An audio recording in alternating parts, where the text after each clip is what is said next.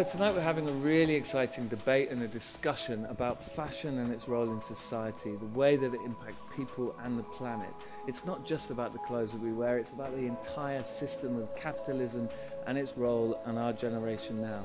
And it's not looking at consumers as passive people who are feeling apathetic about their role in the world, but active agents of change as we build the future that our generation desperately needs and deserves. We've been handed a legacy which is not fit for purpose. We have to build the future. The time to do that is now, and the power is in our pants.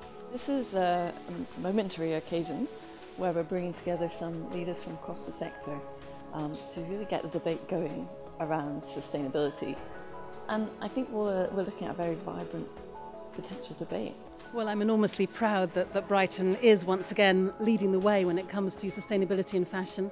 But of course, at the same time, having said that, it's really sad and wrong that others aren't also doing the same thing. So I hope very much that people will look to Brighton, see best practice, see that what we're doing here isn't some kind of, miserable guilt trip about not buying certain things. It's actually about global solidarity. It's about showing the huge diversity of fashion that can still be ethical, can still be sustainable. So I think it's a very positive message that comes out of meetings like this, and I hope very much that other fashion organisations are watching Brighton and will therefore follow them in the future.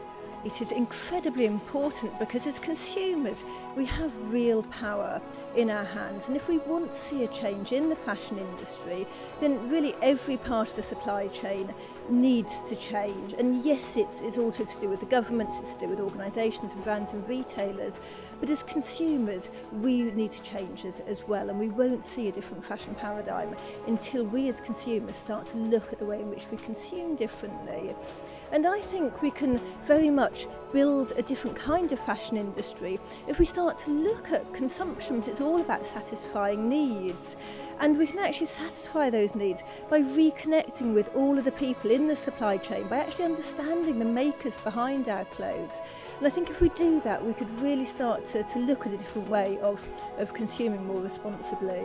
Changes that can come in the fashion industry can come from consumers, they can come from suppliers and manufacturers, but governments absolutely have a critical role, because what we need to do is ensure that there are standards across the world that apply to all people involved in the industry, and governments have to buy into those and make sure that everything they do and any trade that happens in their country is pursuing those sorts of standards for everybody that's concerned. Even from a commercial point of view, I think more and more people are now making decisions when they buy things based on how those products were produced. And I think that any young designer coming forward, if they build in right from the start sustainability and an ethical approach, that means that they are going to be ahead of everybody else right from the start, because I am absolutely sure that these issues are only going to get bigger as we go forward. And so those young designers who've actually got this right to begin with are going to be really well placed in the future.